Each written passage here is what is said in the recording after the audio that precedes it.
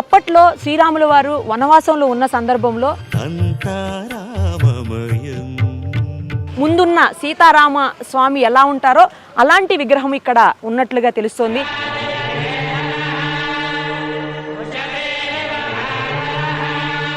విష్ణుమూర్తి యొక్క 10 గుళ్ళు దర్శనం చేసుకోవడం ఎంత విశేషమో ఈ యొక్క గుడికి వస్తే అంత విశేషం.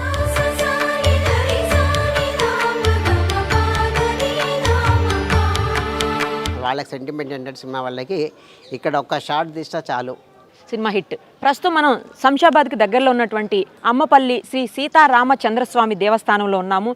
ఈ ఆలయానికి చాలా గొప్ప చరిత్ర ఉంది. అప్పట్లో శ్రీరాముల వారు వనవాసంలో ఉన్న సందర్భంలో ఇదే ప్రాంతంలో కొంతకాలం పాటు ఆయన రెస్ట్ తీసుకున్నారు, అంటే విశ్రాంతి తీసుకున్నటువంటి ప్లేస్ ఇది. అక్కడనే ఈ ఆలయాన్ని నిర్మించారు. లోపల విగ్రహం కూడా చాలా స్పెషల్ అని చెప్తున్నారు. ఆ విగ్రహంలో ఆంజనేయ స్వామి లేనటువంటి విగ్రహం ఇది. ఆంజనేయ స్వామి లేకుండా ముందున్న సీతారామ స్వామి ఎలా ఉంటారో అలాంటి విగ్రహం ఇక్కడ ఉన్నట్లుగా తెలుస్తోంది. ఆ విశేషాలన్నీ కూడా లోపల పంతులు గారిని అడిగి తెలుసుకుందాం మనం, రండి. శ్రీరామచంద్ర పరబ్రహ్మణే నమః. గరుడ స్వామి అలాగే హనుమంతులు ఇద్దరూ కూడా ధ్వజస్తంభం దగ్గరే ఉన్నారు. ఎక్కడా మనకి ఇలాంటి విగ్రహాలు కనిపించవు. నిజానికి ఈ ఒక్క టెంపుల్లోనే ఇది ప్రత్యేకంగా మనం చూడొచ్చు. పంతులు గారితో మాట్లాడదాము, ఇంకా ఈ ఆలయానికి సంబంధించినటువంటి అన్ని విశేషాలను ఆయన ద్వారా తెలుసుకుందాం. ప్రస్తుతం మనతో పాటు ఆలయానికి సంబంధించినటువంటి ప్రధాన పూజారి గారు సత్యనారాయణ మూర్తి శర్మ గారు ఉన్నారు. ఆయన అడిగి ఈ ఆలయానికి సంబంధించినటువంటి మరిన్ని విశేషాలు ఇప్పుడు తెలుసుకుందాం.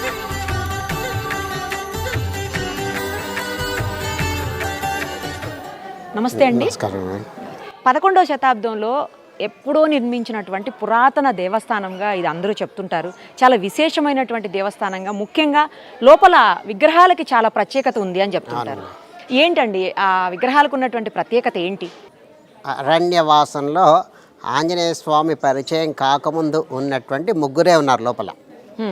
అంటే ఆంజనేయ స్వామి లేరు కాబట్టి రాముడి కుడి చేతిలో బాణం ఉంది. ఓకే. ఆ బాణాన్ని కోదండం అంటారు. అంటే ఇది కోదండ రామాలయం. కోదండ రాముడు అంటేనే ఆంజనేయ స్వామి పరిచయం కాకముందు. ఓకే. ఒకవేళ రాముడి పక్కన ఆంజనేయ స్వామి ఉన్నట్లయితే చేతిలో ఆ బాణం ఉండదు, ఇట్లా ఆశీర్వాదం ఇచ్చే అభయాస్తం ఉంటుంది. అది పట్టాభిరాముడు. ఓకే. అయితే ఈ పట్టాభిరామాలయం మనం ఎక్కడ అంటే అక్కడ ప్రతిష్ఠ చేసుకోవచ్చు, కానీ కోదండ రామాలయం ప్రతిష్ఠ చేయలేం. ఈ కోదండ రామాలయం ఎక్కడ ప్రతిష్ఠ చేయబడుతుంది అంటే అప్పుడు రాముడు 14 సంవత్సరాలు అరణ్యవాసం చేసినప్పుడు ఎక్కడైతే విశ్రాంతి తీసుకున్నారో అక్కడ మాత్రమే ఈ కోదండ రామాలయం ప్రతిష్ఠ చేయబడుతుంది. ఓకే. అంటే అప్పుడు రాముడు అరణ్యవాసం వచ్చినప్పుడు సేద తీర్చుకున్న ప్రదేశం అన్నమాట. ఇదంతా రెస్ట్ తీసుకున్నారు శ్రీరాములు వారి ప్లేస్ లో. అంటే ఇదంతా దండకారణ్యంలో కొంత భాగం ఇది, అందుకని ఇక్కడ కోదండరాముడు. తర్వాత ఇంకోటి ఏంటి, హనుమంతుడు లేకుండా రాముడు లేడు, రాముడు లేనిది హనుమంతుడు లేడు. రాముడి దగ్గర హనుమంతుడు ఉండాలి కదా, అందుకని ఇక్కడ ధ్వజస్తంభంలో హనుమంతుడు గరుత్మంతుడు. ఓకే.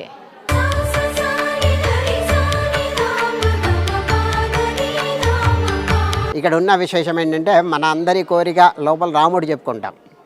రాముడు ఏం చేస్తాడు, ఎదురుగా హనుమంతుడికి చెప్పి వచ్చిన వాళ్ళందరి కోరిక నెరవేర్చమని చెప్తాడు. కాబట్టి రాముడికి హనుమంతుడికి మధ్యలో మనం ఎవరం కూడా అడ్డంగా నిల్చోకూడదు. మామూలుగా కూడా ఏ గుళ్ళల్లో కూడా దేవుడికి ధ్వజస్తంభానికి అడ్డంగా ఉండకూడదు. ఇక్కడ విశేషం ఏంటంటే ధ్వజస్తంభంలో హనుమంతుడు గరుత్మంతుల వారు ఇద్దరుగా ఉన్నారు. తర్వాత ఇక్కడ విగ్రహాలు మనం 11వ శతాబ్దంలోని విగ్రహాలు అని చెప్తున్నాం కదా, అది ఎట్లా మనకు ఎంత పాత విగ్రహాలు చూసినా వేరే ఆలయాల్లో విగ్రహాలు ఏ విధంగా ఉంటాయి, మన శరీరాకృతి ఏ విధంగా ఉందో ఆ విధంగా ఉండి మకర తోరణం అంటే ఆర్చ్ అనేది ఇత్తడిది కానీ వెండిది కానీ ఉంటుంది. అవును. కానీ ఇక్కడ మనకు అలా కాకుండా రాముడు మకర తోరణం ఏకశిల విగ్రహం, సీతమ్మ వారు మకర తోరణం ఏకశిల, లక్ష్మణస్వామి మకర తోరణం ఏకశిల. అంటే ఈ విధంగా మకర తోరణంతో కలుపుకున్నటువంటి ఏకశిలారాతి విగ్రహాలు కేవలం 11వ శతాబ్దంలోని విగ్రహాలండి. అంటే మనకు 11వ శతాబ్దంలో గుర్తింపు ఏంటంటే మకర తోరణంతో కలుపుకున్నటువంటి ఏకశిలాల విగ్రహాలు అవుతాయి 11వ శతాబ్దంలోని విగ్రహాలు. ఓకే. ఓకే.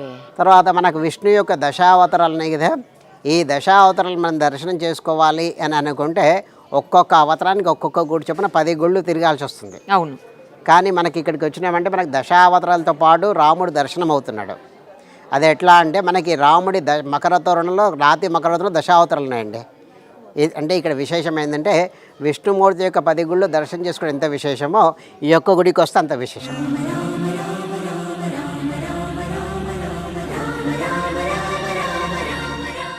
ఈ విధంగా మనకు దశావతారాలతో కలుపుకున్నటువంటి విగ్రహాలు మన భారతదేశం మొత్తంలో ఒక 7-8 గుళ్ళ కంటే ఎక్కువ లేవండి. ఆ 7-8 గుళ్ళల్లో మనదొకటి. మన తెలంగాణలో అయితే ఇదే వన్ అండ్ ఓన్లీ అని చెప్పొచ్చండి. చెప్పొచ్చండి. బా తర్వాత ఇదంతా డెవలప్ చేసి దగ్గర దగ్గర 500 సంవత్సరాలు అవుతుంది. ఏంటంటే ఈ రాజగోపురం, గాలి గోపురం ఉంది. ఈ గాలి గోపురాన్ని చూసి చార్మినార్ కట్టిండండి. ఓకే ఓకే, అంటే ఇన్స్పిరేషన్గా తీసుకున్నారనమాట. వాళ్ళంటే వాడినట్టు మెటీరియల్ కానీ తర్వాత వాళ్ళు ఏ విధంగా ఇంజనీరింగ్ ప్లాన్ కానీ మొత్తం దీన్ని బట్టి చార్మినార్ కట్టాడు. తర్వాత ఏదైనా స్వామివారు మంచి విశేషం ఇక్కడ ఏంటంటే ఇట్లా 10 మంది వచ్చారంటే 10 మందిలో యావరేజ్గా 8 మంది మాకు చెప్పేది ఏంటంటే ఇక్కడికి వచ్చి మేము దర్శనం చేసుకొని పోయిన తర్వాత మాకు చాలా మంచిగా అవుతుందని చెప్పిన వాళ్ళండి. ఓ సూపర్. స్వామివారి నక్షత్రం అంటే ప్రతి పునర్వసు నక్షత్రం అంటే 27 రోజులకు ఒకసారి ఇక్కడ కళ్యాణం చేస్తున్నాం. ప్రతి 27 రోజులు. 27 రోజులకు ఒకసారి. Okay okay. నక్షత్రాలు 27 కాబట్టి అందులో పునర్వసు నక్షత్రం ఒకటి కాబట్టి ఆ విధంగా పునర్వసు నక్షత్రం రోజు అది రాముల వారి నక్షత్రం అది కాబట్టి ఆ రోజే మేము ఇక్కడ కళ్యాణం చేస్తున్నాం. శ్రీరామనవమి అయితే సంవత్సరానికి ఒకసారి అవుతుంది. అప్పుడు కళ్యాణం మీద ఎంతోమంది ఆశ ఉంటుంది కూర్చోవాలని చెప్పని, కాబట్టి ఎవరికి కూర్చోబెట్టలేము అప్పుడు. కాబట్టి ఈ విధంగా నెలకు ఒకసారి చేస్తే కనీసం ఒక 12-13 కళ్యాణాలు అవుతాయి సంవత్సరం మొత్తం మీద. ఆ విధంగా ఎవరు వీలైతే వాళ్ళు రావచ్చు అని చెప్పని. కొద్ది రోజులైతే ఈ పురాతన కట్టడాలను మళ్ళీ మనం వేరే రకంగా చూస్తామేమో. లేదు కాదండి, దీన్ని ఎక్కడ చేసేది లేదు, అంటే మార్పు చేసేది లేదు. దాన్ని మంచిగా గట్టి చేసుకోవడం. ఇక్కడ ఉన్న ఉత్సవాలు కూడా ప్రతి పండగకి ఒక్కొక్క ఉత్సవాలు జరుగుతుంటాయి. ఇక్కడ ప్రతి పండగకి ఉత్సవాలు జరుగుతూ ఉంటాయి. అవి ఏవి ఉన్నా కానీ ఇక్కడ దేవాదాయ శాఖలో ఉంది ఇది ఎండోమెంట్స్ తర్వాత ఇటు భక్తుల సహకారంతో ఈ కార్యక్రమాలన్నీ జరుగుతాయండి. కోనేరు కూడా అప్పటి నుంచి 11వ శతాబ్దం నుంచి 500 సంవత్సరాలు 500 సంవత్సరాల నుంచి. Okay okay. తర్వాత ఇక్కడ మండపంలో కూర్మం ఉంది. ఇక్కడ తాబేలు. ఆ తాబేలు విశేషం ఏంటంటే మనకి అందరికీ తెలిసిన విషయం హిందూ అంటే తెలిసిన విషయం ఏంటంటే తెలిసిన విశేషం ఏంటి, విష్ణు అవతారాలు 2వ అవతారం కూర్మ అవతారం. అయితే ఈ కూర్మం ఎక్కడైతే ఉంటుందో అక్కడ కోనేరు ఉంటుంది మనకి. ఆ విధంగా మనకి ఇక్కడ 2 కోనేరులు ఉన్నాయి, ముందు ఒకటి వెనకాల ఒకటి. ఓహో. తర్వాత మన జీవరాశులు అంటే మనిషే కావచ్చు పశు పక్షాదులు ఏది తీసుకున్నా కానీ మన మనిషికి 100 సంవత్సరాల ఆయు ప్రమాణం చెప్పుకుంటాం. ఆ విధంగా కూర్మ అంటే తాబేలికి 3000 సంవత్సరాల ఆయు ప్రమాణం. ఇది ఏ గుళ్ళో అయితే ఉంటుందో ఆ గుళ్ళో ఉన్న దేవుడి యొక్క శక్తి కూడా అన్ని వేల సంవత్సరాలు ఉండాలి కూర్మ ప్రతిష్ఠ చేస్తుంటారు. తర్వాత ఇంకోటి ఏంటంటే దాని శరీరాన్ని బయటికి పడకుండా లోపలికి కుదించుకొని ఉంటుంది కదా, ఆ విధంగా దేవుడి యొక్క శక్తి కూడా విచ్చలవిడికి కాకుండా స్థిరంగా ఒక దగ్గర ఉంటే వచ్చిన భక్తుల కోరికలు తొందరగా నెరవేర్తాలని ప్రతిష్ఠ చేస్తుంటారు. తర్వాత ఇంకోటి ఫైనల్గా వాస్తు దోషం అంటూ ఉంటుందండి కూర్మం అంటే. అయితే చాలామందికి ఏమనుకుంటారంటే ఇక్కడే ఉంది కదా కూర్మం ఎక్కడో లేదు కదా అంటుంటారు. కానీ ప్రతి దేవాలయంలో ఉంటుంది కూర్మం. అంటే దాని ఉన్నటువంటి స్థలాన్ని బట్టి కూర్మం ఏర్పాటు చేస్తారు. ఇక్కడ పెద్దగా ఉంది కాబట్టి ఈ విధంగా ఏర్పాటు చేస్తారు. రైట్. నాకు ఇక్కడ ఇంకొక విశేషం కనిపిస్తుందండి. ధ్వజస్తంభం చూస్తుంటే నార్మల్గా ధ్వజస్తంభం ఎక్కడా కూడా ఇలా శిలతోటి కనిపించదు, చాలా తక్కువ చూస్తాం నాకు తెలిసినంత. దాంట్లో కూడా మళ్ళీ స్వామివారి అవతారాలు ఉన్నాయి కొన్ని. ఆంజనేయ స్వామి అటు సైడ్ ఇంకా వేరే హనుమంతుడే అన్ని ఆంజనేయ స్వామినా? ఓకే, రకరకాల అవతారాలు ఉన్నారు ఆంజనేయ స్వామి. అయితే ఇక్కడ ఏదంటే ఇది ధ్వజస్తంభం కాదు, ఇది ద్వీపస్తంభం. ద్వీపస్తంభం. ఓకే. అంటే కార్తీక మాసం దీపాలు. కానీ ద్వీపస్తంభం కూడా ఇలా ఇక్కడ నేను చూడలేదు, అయితే శిలతోటి ఎక్కడ. అయితే ద్వీపస్తంభం అనేది శిలతోటే ఉంటుంది దాదాపుగా. ఇది ధ్వజస్తంభం ఈ పక్క ముందు. కానీ ఆ ధ్వజస్తంభానికే ద్వీపాన్ని ఇచ్చేస్తారు కదా కార్తీక మాసంలో. కాదు, అందుకే సపరేట్గా అప్పట్లో అంటే పాతకాలంలో ధ్వజస్తంభం ద్వీపస్తంభం విడిగా పెట్టేవాళ్ళు. ఓహోహో, ఇప్పుడు 2 కలిపి పెట్టేస్తున్నారా? చిరంజీవి గారి దగ్గర నుంచి జూనియర్ ఎన్టీఆర్ వరకు అనేక సినిమాలు, కొన్ని వందల వేల సినిమాలు ఇక్కడ షూట్ చేశారని చెప్పేసి చాలా సాంగ్స్ అవన్నీ షూట్ చేశారని విన్నాను నేను, హీరోస్వి. అలా ఎవరెవరు చేశారో మీకేమన్నా ఐడియా ఉందా? అంటే దగ్గర ఇక్కడ 450 సినిమాలు అయ్యాయండి.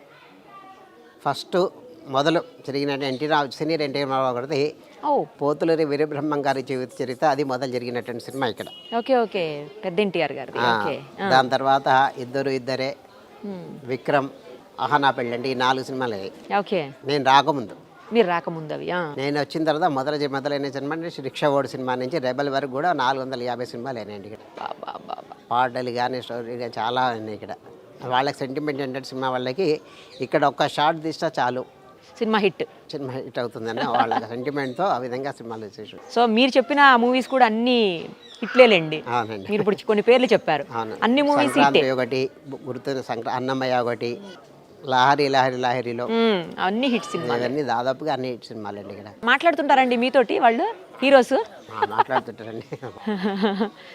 ముహూర్తానికి మీరు పెడతారా, వాళ్ళు వేరే వాళ్ళని తెచ్చుకుంటారా? ఏంటండి ముహూర్తాలు ఇక్కడ పెట్టేదానికి, షార్ట్స్ అవన్నీ తీయడానికి వేరే వాళ్ళు? అంటే మాకు ఇక్కడ బిజీ లేండి, మేము ఇక్కడ వచ్చిన భక్తులను చూసుకోవాలి కానీ మేము వాళ్ళు చూడలేం కదా.